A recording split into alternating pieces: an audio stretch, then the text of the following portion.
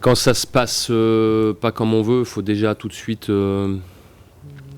faire l'analyse du match, débriefer, ce qu'on a fait hier matin.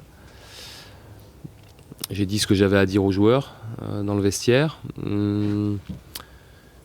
Et puis la deuxième étape, alors c'est selon, mais là il y aura vidéo là tout à l'heure avant l'entraînement.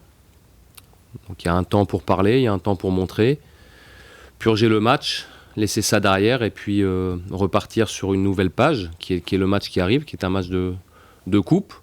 C'est très bien qu'on ait un match en coupe à rejouer tout de suite parce qu'il y a une qualif à aller chercher et il n'y a pas de question à se poser.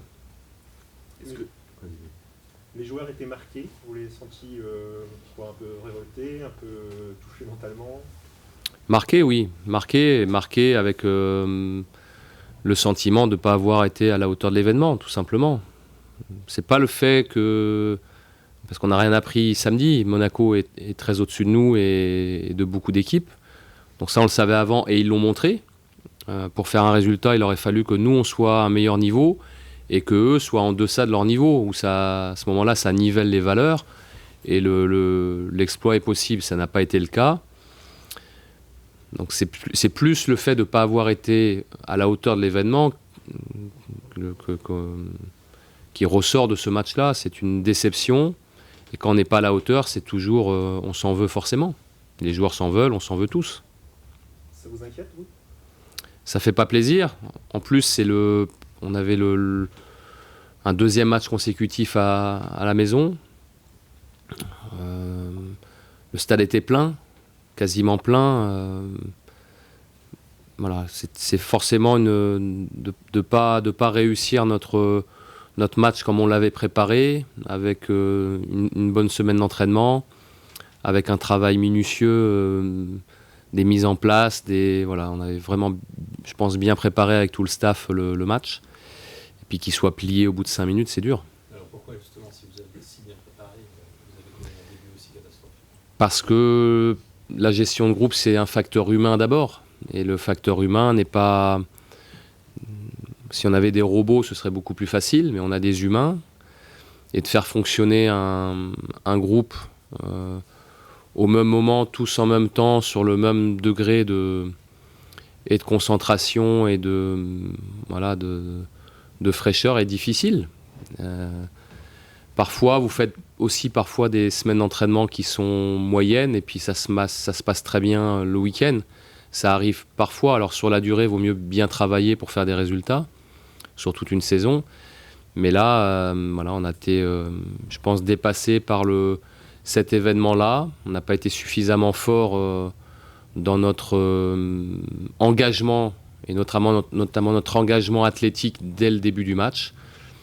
Et Monaco en a profité à la vitesse du son pour prendre l'avantage. Ça les a dynamisés comme pas possible. Et nous, ça nous a fait, je pense, c'est ce que j'ai ressenti du côté, ça nous a fait culpabiliser très tôt. Et ça nous a fait jouer à même pas 50% de nos moyens. C'est trop beau pour être vrai ou le mal peut être profond? Il y a eu un enchaînement de choses dans le match et l'entame nous met en situation très difficile parce qu'après ça a été très, très dur, très pénible jusqu'à la mi-temps parce que c'était 2-0 mais ça aurait pu être d'un côté ça aurait pu être 2-1 mais ça aurait pu être plus que 2-1 parce qu'ils ont joué un football parfait. Ils ont vraiment joué un football parfait sur ce match-là. J'ai eu l'impression de voir le Nantes de Jean-Claude Sodot en 95, tellement ça allait vite, tellement ils jouaient les yeux fermés. Voilà, ils jouent aujourd'hui un football parfait. Et pour pouvoir exister dans les matchs comme ça, il faut jouer à un très bon niveau. Ce qu'on n'a pas été capable de faire, on a été littéralement dominé dans tous les secteurs du jeu. Vous ne croyez pas à une crise dans votre jeu? On est dans une mauvaise passe de résultats et de contenu. On a été plutôt costaud pendant longtemps, plutôt efficace aussi, sans dominer les matchs, mais en étant sérieux, appliqué, en étant aussi dans la réaction à certains matchs qui nous a permis d'inverser le cours des rencontres. Mais on on est dans le dur. Aujourd'hui, on est dans le dur. Un match comme ça fait mal au crâne aussi. Mais la vie d'un sportif de haut niveau, c'est de rebondir après les échecs. C'est toujours plus facile de se sentir bien dans sa peau quand tout marche bien. Mais quand tout marche bien, il faut aussi se remettre en question pour continuer à ce que tout marche bien. Et quand ça ne va pas comme aujourd'hui, il faut vouloir rebondir. Et pour rebondir dans ces conditions-là, il n'y a pas 36 solutions, c'est de se mettre dans l'abnégation, de se mettre dans l'engagement, et c'est ensuite le football qui reviendra. Mais c'est pas... Si on commence à se dire qu'il faut qu'on essaie de rapprocher notre niveau de celui de Monaco, c'est pas ça qui va solutionner nos problèmes actuels. Je crois qu'on a besoin d'avoir une cohésion d'équipe qu'on a moins, plus d'engagement aussi, retrouver des valeurs qui sont plus des valeurs d'engagement, de combat, de groupes soudés, voilà, toutes ces notions-là qui sont des notions importantes en sport co. On a besoin de retrouver ça, retrouver de la solidité, et c'est sur cette base-là ensuite qu'on pourra à nouveau, je l'espère, retrouver des phases de jeu qui sont intéressantes, ce qu'on a déjà montré. Vous avez le profil de joueurs pour ça, parce qu'ils aiment bien jouer au ballon, même s'il y a beaucoup d'échecs techniques, on sent leur envie de faire des choses. Mais pour de l'abnégation, il faut peut-être avoir autre chose. C'est une question d'état d'esprit. Le sport de haut niveau, c'est de l'abnégation. Quand vous regardez PSG Nice hier, il y a 2 équipes qui sont dans l'abnégation. Alors, elles ne sont pas que dans l'abnégation, parce que le talent ensuite fait parler les uns et les autres. Mais il y a une débauche d'énergie, il y a du pressing, il y a du replacement défensif, il y a du harcèlement sur le porteur. Voilà, c'est le haut niveau, c'est ça. Et tout ça, c'est d'abord des valeurs de... Voilà, oui, d'abnégation, je pense que c'est le terme. On a besoin de retrouver ça. On a été capable de le faire il n'y a encore pas très longtemps. Mais il faut qu'on arrive à être beaucoup plus consistant pour qu'on se libère plus. On a aujourd'hui, je pense, au-delà des 2 défaites que l'on vient de connaître à domicile, on a besoin d'avoir un peu plus de pétillement. Ça, voilà, on est un peu laborieux. Ça n'a pas toujours été le cas, donc il faut qu'on retrouve plus de fraîcheur. C'est ça qui est Besoin de marquer c'est ces fondamentaux oubliés peut-être si tôt dans le match, parce que c'était le premier but. On voit que votre équipe allait déporter sur le côté gauche alors que l'action se passe à droite, parce que certains n'ont pas fait le travail défensif nécessaire. Mais que ça Oui, on est mis hors de position trop facilement, et Monaco n'a pas besoin de ça. Voilà, on a manqué notre entame de match, et eux en ont profité à merveille. On ne pourra pas revenir là-dessus. Mais ce que je veux, c'est qu'on ne recommette pas les mêmes erreurs, et surtout qu'on mette plus d'engagement dans nos entames de match. Voilà, tout simplement. C'est arrivé tôt, ce que je veux dire, alors que vous étiez prévenus de leur force. Oui. Est-ce que ça vous inquiète, ou c'est peut-être pas le mot est fort, mais ça vous agace de rester sur 2 matchs aussi au-delà des résultats, sans but, et avec, surtout contre Monaco, peu d'occasions, un peu plus en fin de match contre Lille, mais il n'avait pas eu une heure contre Lille non plus. Ça traduit les difficultés dont vous parliez dans le contenu. Après, voilà, Monaco, c'est un peu particulier. Parce qu'ils sont très forts aujourd'hui, ils ont un rythme de croisière exceptionnel. Je pense que de jouer pour la 3e année consécutive la Champions League, ça les fait tous grandir. Bon, il y a plein d'éléments qui font qu'aujourd'hui, ils sont très durs à jouer. Perdre contre Monaco, c'est pas illogique. Après, c'est surtout ce qu'on a mis dans notre match et le fait qu'on se laisse terrasser comme ça, presque sans réaction pendant un bon moment. Après, il y a eu aussi des choses intéressantes en première mi-temps. On a retrouvé des transitions rapides, du jeu vers l'avant, on a percuté. C'est pas allé au bout, mais ça a quand même été vivant. Alors après, en étant mené 2-0, c'est beaucoup plus difficile. Alors après, on marque pas, c'est sûr. C'est embêtant. On a plutôt fait des matchs où on marquait assez régulièrement quand même. Il faut qu'on retrouve ça, tout simplement. Est-ce que pour la première fois de la saison, vous n'avez pas été déçu par certains comportements avec le pénalty de Nicolas Palois, le geste d'humeur d'Adamounas? Est-ce que vous n'avez pas l'impression qu'il faut recadrer un petit peu certains joueurs au niveau du comportement en ce moment? Ça fait aussi partie de l'analyse du match. On peut être dominé par l'adversaire, ça peut arriver. Ça avait été le cas en première mi-temps à Paris, où ça avait été aussi très difficile. Mais on était restés unis, on avait fait une deuxième mi-temps cohérente. On avait été mené 2-0, c'était resté à 2-0. Voilà. Après, quand ça tourne mal, que les états d'âme des uns et des autres s'expriment par une exclusion, par un penalty incroyable, évidemment que ce ne sont pas des choses que l'on doit répéter. Il y avait déjà eu ça à Toulouse, parce que ce sont des gestes de frustration, des réactions de frustration. Mais quand on fait du haut niveau, si on réclame du temps de jeu, jouer dans un club comme Bordeaux, avec de l'exigence, on doit être capable de rester digne dans la défaite. Et rester digne dans la défaite, c'est d'accepter la supériorité de l'adversaire, se battre, mais se battre à 11 jusqu'au bout. On a joué plus de 20 minutes en étant mené 4-0 et on est resté à 4-0. Les gars qui sont restés sur le terrain ont continué à faire les efforts, ça a bataillé, c'était très dur, c'était presque humiliant d'être baladé comme ça, mais il faut rester digne dans la défaite. Et tous ces gestes-là, ces réactions d'humeur, même si on peut les comprendre, ça ne fait pas partie du bagage du joueur de haut niveau. Comment vous jugez Nice, votre prochain adversaire en Coupe de la Ligue, qui est aussi une équipe de grande valeur cette année? Ils sont à un très bon niveau. Même s'ils ont été ultra dominés hier à Paris, ils ont réussi à exister dans la difficulté. Ils ont marqué 2 buts. Ils sont restés costauds jusqu'au bout. Ils prennent un très bon point à Paris. Ils ont un début de saison, une première partie de saison, parce qu'on est presque à la moitié, qui est remarquable. Si on accepte l'Europa League où ils n'ont pas été au rendez-vous, ils sont très performants, très réguliers en championnat. C'est une équipe complète, forte. Qui est coaché par un grand entraîneur qui lui aussi est dans la continuité de ce qu'a fait Claude Puel pendant 4 ans. C'est une équipe qui tourne, qui a confiance, qui est alerte, qui est vive, qui est joueuse, qui est aussi solide et pragmatique. Voilà, ils sont très complets aujourd'hui. Finalement, c'est une chance d'avoir un tel adversaire aujourd'hui. Il n'y a pas de question à se poser, on bascule dans la coupe. La coupe, c'est 90 minutes, un petit peu plus. Il n'y aura pas de prolongation éventuelle. Donc soit ça se joue avant la fin du temps réglementaire, soit ça se joue au pénalty, au tir au but. Il n'y a pas de question à se poser. On a simplement une chose à se marteler.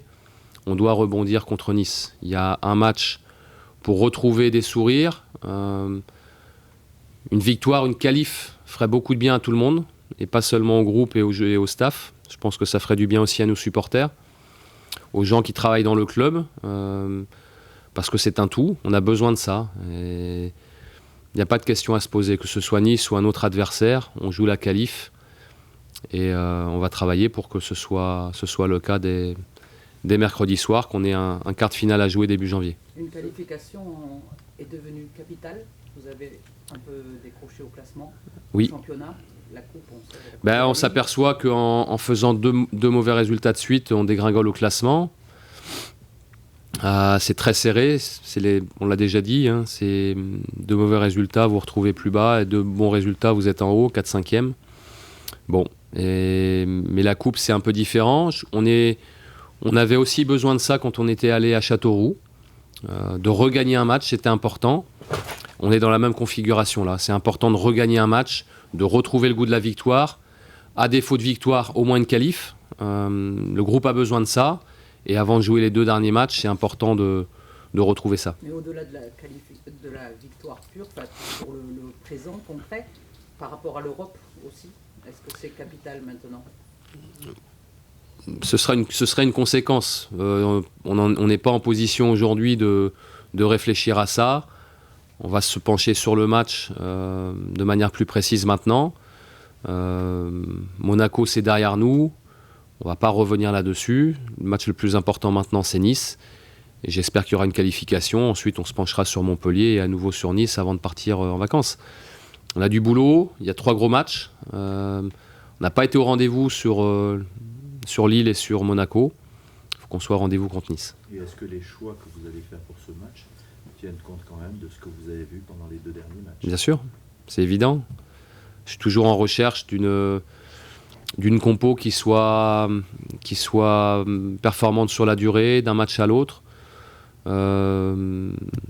Aujourd'hui, je tente beaucoup de choses parce que c'est une nécessité, parce qu'il n'y a rien qui se dégage. Ça s'était dégagé sur tout le début de saison, c'est beaucoup moins le cas aujourd'hui. Voilà, on arrive quasiment à mi-saison. à l'exception de 2 ou 3 joueurs qui ont très peu joué, mais s'ils ont très peu joué, il y a aussi des raisons. Ils ont tous eu leur chance à un moment donné. Et le propre d'un sportif de haut niveau, c'est de saisir sa chance quand ça se présente. Est-ce que c'est aussi ça le problème de Bordeaux aujourd'hui, que vous n'ayez pas trouvé peut-être votre équipe type? C'est une conséquence du fait qu'on est irrégulier. Voilà, si on était plus régulier, ce serait non pas plus simple, mais on travaillerait plus dans la continuité. Aujourd'hui, il y a trop d'écart d'un match à l'autre dans les performances, c'est évident. Et voilà, c'est mon rôle après déjà de rebooster tout le monde, parce qu'on a besoin de toutes les forces. Et on sait très bien que les matchs, ça se joue sur de la fraîcheur mentale. On a besoin de retrouver de la fraîcheur mentale, c'est important. Mais après, sur qui doit faire quoi et dans quel schéma, ça c'est mon rôle. Et c'est voilà, la solution, de toute façon, je vais la trouver à un moment donné. Il faudra que les joueurs aient conscience que voilà, tout le monde ne pourra pas se servir. À un moment donné, ça va se dégager. Il y en a qui seront contents et puis d'autres qui seront déçus, voire très déçus. Vous êtes dans la tentation de faire des choix forts pour marquer. Je crois que je le fais depuis le début de saison. Mais plus, donc je suis dans la continuité de ça. Le plus important, c'est pas le choix d'un tel ou un tel à tel poste. Le plus important, c'est d'avoir un collectif qui fonctionne. Parce qu'on peut toujours parler individuellement de tel ou tel joueur qui est ou en forme ou en méforme. Mais le collectif passe avant tout. Et on doit trouver un meilleur équilibre sur le plan collectif.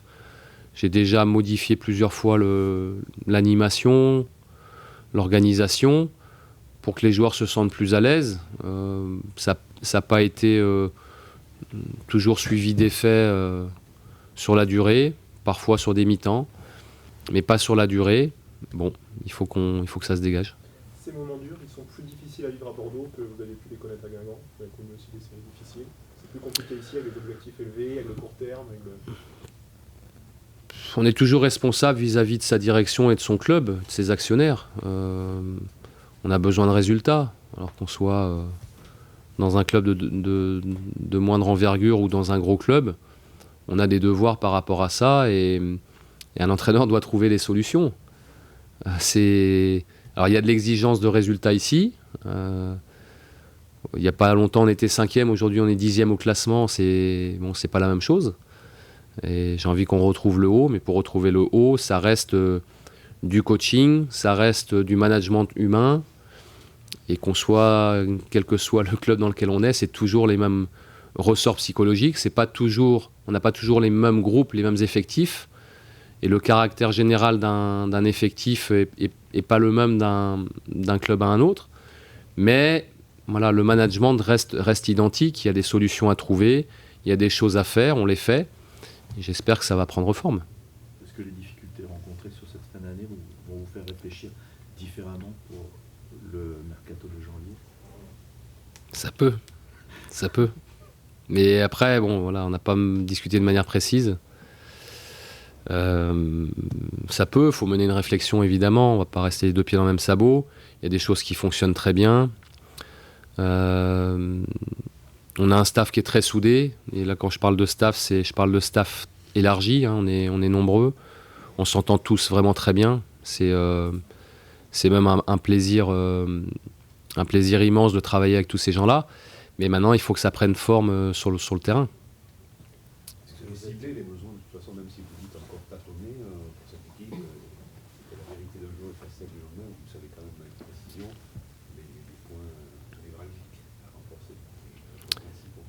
Oui, mais après, tout est une question de moyens aussi. On a un effectif, on a des joueurs sous contrat, on fait pas ce qu'on veut avec les contrats. C'est pas lui il est pas bon, il s'en va, et puis lui il nous plaît, il arrive. Ça marche pas comme ça. C'est un peu plus compliqué que ça. On va émettre des souhaits, évidemment, on va en parler ensemble. Et j'espère qu'on pourra faire des choses et continuer à renforcer l'effectif. Je sais pas dans quelle proportion, je sais pas ce qu'on sera en mesure de faire. Faut pas oublier non plus que le mercato de janvier est un mercato particulier. Parce qu'on ne peut pas faire ce qu'on veut, un mercato particulier. On a un peu plus de marge de manœuvre sur l'été, parce qu'on repart sur des nouvelles saisons. En janvier, soit vous partez vous voulez des joueurs, mais c'est un joueur qui marche bien dans son club, il part pas en janvier. Donc ça peut être que des joueurs que vous allez relancer. S'il y a des joueurs qui doivent chez nous trouver un peu plus de temps de jeu ailleurs, il faut aussi trouver le club acquéreur. Enfin, c'est souvent un mercato compliqué. Il y a aussi le problème de l'énigme de ceux qui comptiez se recruter sur des postes forts et qui continuent de rester quand même encore des énigmes, des interrogations sur cette partie. Bah, on est globalement quasiment tous, peut-être pas tous, il y a aussi des satisfactions. On est globalement à peu près chez l'ensemble de nos joueurs en deçà de leur niveau réel ou espéré. Les joueurs ne peuvent que faire mieux aujourd'hui. Et je dis ça, ne peuvent que faire mieux alors que on fait une première partie de saison qui est correcte. Mais de correct, je pense qu'on peut faire largement mieux quand même. Thibaut Roland rejouera avant la trêve ou pas? On espère. Dès mercredi ou... Dès mercredi, non, on espère pour Montpellier. On espère pour Montpellier. Il ne jouera pas mercredi. Et Youssouf Sabaly s'est blessé aussi contre Monaco, donc il sera absent jusqu'à la trêve. Ouais. Est-ce qu'il va opter au pénal? Ça, je verrai. Pas... Youssouf, Youssouf, il s'est fait mal en milieu de deuxième mi-temps, à la cuisse. Il a serré les dents, il a continué le match, il a joué jusqu'au bout. Et il a une lésion pas importante, mais lésion quand même à l'ischio. Est-ce que vous maintenez la même politique qu'à Châteauroux? Vous ne faites pas tourner le poste de gardien? Non, c'est Jérôme qui jouera. Je le trouve performant. Il a réussi, après bien des difficultés, surtout le début de saison, pour différentes raisons, et vous les savez, il a réussi à retrouver de la performance. Et ça n'a pas été simple pour lui contre Monaco, mais voilà, il a répondu présent quand même. Il est mentalement plus apaisé, et on va être dans la continuité. Comment va Cédric? Ça va, et il se soigne bien. Même s'il n'est pas actif, il aide le groupe. Voilà, il faut aussi que les joueurs plus expérimentés comme lui, comme Nico Maurice Bellet qui reprend, jouent leur rôle aussi dans l'effectif. Même s'ils ne jouent pas, ils ont aussi un rôle de conseil, de supporter aussi, parce que c'est pour le bien du vestiaire. Ils jouent aussi leur rôle.